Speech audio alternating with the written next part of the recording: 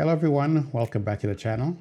Now that our first week in Singapore is over, part of our original plan was to head over to Malaysia to see the city, check out the towers, and just bask in the glory of all things touristy, while of course exploring if this was a place we wanted to settle. Well, things didn't go exactly as planned. Sorry, I'm not perfect, but I knew that I wouldn't be. Well, the plan is originally to go to Thailand with a stopover in Singapore for about 3 weeks, with the intention of going over to Malaysia for about 8 days to check out that country, head back to Singapore, and then off to Thailand. If you wanted to travel and you're within the 14-day window, it required you to quarantine for 5 days. Quarantining for 5 days out of an 8-day trip was not something that I wanted to do, and that would be a waste of time in my opinion, so instead I decided to find someplace else to go.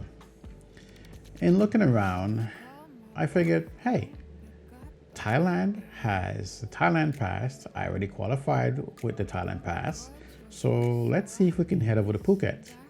So found an airfare and booked it. Lucky enough it was the same requirements to go into Bangkok, so I got a new Thailand Pass and off to Phuket we went. So why did I choose Phuket? Well, Phuket, it turns out to be an island on the southwest coast of Thailand. Being an island, it's a little bit off the mainland. Looking at it on the main map, it seems as if it's a part of the entire landmass of Thailand, but actually it isn't. It's a separate island all unto itself. Beach? Yes. Island life? Yes. And I wanted to get away from the hustle and bustle of a big city. Phuket sounded like a great place to be. So with our ticket and passes now complete, off we headed to the airport to catch our flight over to Phuket. Now before we head out, it was overcast in Singapore as it's been for the past few days. Once we got to Phuket, there was so much rain that the beach plan seemed like it's going to be scrapped. We decided we were going to make the best of our journey and go out and see the town. There's a lot of night markets, and if you like shopping, that's some place to be. The architecture inside Old Town Phuket is really interesting. I believe it's a mixture of old European and Chinese. I didn't do much research on this place. I just wanted it for the beach. Checking out the night markets, much like any place else in Southeast Asia, the night shopping comes alive. And there are also performances that are occurring, along with all types of food being cooked and available to eat. Shopping, of course, is part of the experience, and that's something that my wife likes to do. I, however, decided to just walk around and snap photos. Run away, run away, run away, run away, run away, run away with me. Run away, run away, run away, run away, run away, run away with me. Run away, run away, run away, run away, run away, run away with me. We had the opportunity to finally head out on a trip that was going to take us to one of the islands that I was hoping would have better weather than what we were having on Phuket. Well, we got lucky. As usual, the morning started out with rain. We got picked up, drove to the harbor, and it was raining. But once we were there waiting for a boat, it actually let up a bit, and the tour out to the island was mainly dry. And I say mainly dry because in the afternoon, it started to rain again. In between, we had some time to do some snorkeling and to take in some of the local wildlife on the island. Run away, run away, run away, run away, run away, run away with me. Run away, run away, run away, run away, run away, run away with me.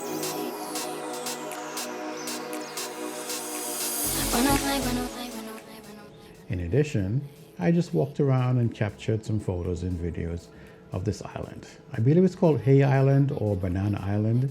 If you've been there, let me know which one it goes by, because I've heard it mentioned both ways.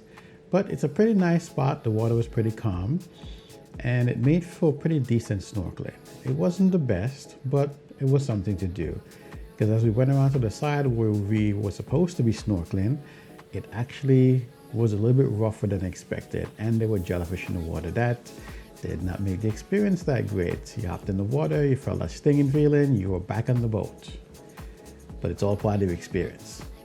So while you're here taking in all this beautiful scenery from Phuket, I'd like to ask you to subscribe to the channel and give the video a thumbs up if you liked it. I also want to take a moment to thank everyone who subscribed to the channel, and to ask those of you who are watching who are yet to subscribe to please go ahead and subscribe. This channel is going to be a growing channel. There'll be a lot more information and videos coming in the future about our travels as we go around Southeast Asia trying to find a place that we want to call our new home. Thanks again, everyone, and enjoy the rest of the video. So after having some time on the water, I figured we probably wouldn't get much time to go underwater again, so it was time to check out some of the other parts of Phuket. We took another trip and we went up to see the Big Buddha. That day actually turned out to be pretty good. Yeah, it got a little bit hot and humid in the afternoon, but you know, that can be expected. But the sun being out was something that I looked forward to, and that was a good thing. So we enjoyed it while we were there.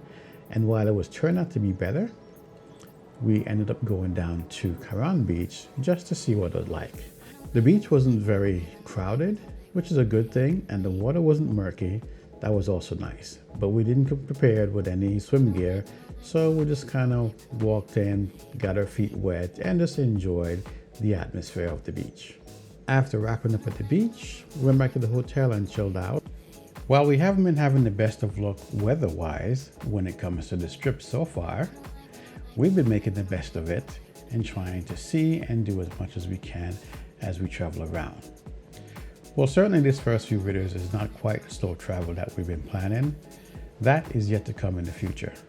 But I still wanted to highlight these places that we haven't been to. And Phuket, while it's been on my list for years, it's never something that I thought I would get to.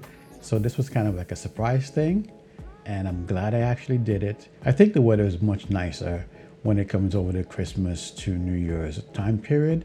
So we're definitely gonna have to make another trip down here to see it and experience what Phuket is really like. Of course, doing it on a slow travel, which means trying to stay there for a month to 2 if we can. I want to say, if you've not been to Phuket and you've been thinking about it, it's definitely someplace that you should go to. It's really worth the trip. I'm going to wrap up this video and say again, thanks to everyone who's been watching so far and subscribe to the channel. I'd like to ask those of you who have not yet subscribed to the channel to go ahead and subscribe and click that notification bell so you can find out when my new videos are posted. Stay tuned, and I'll see you in the next one.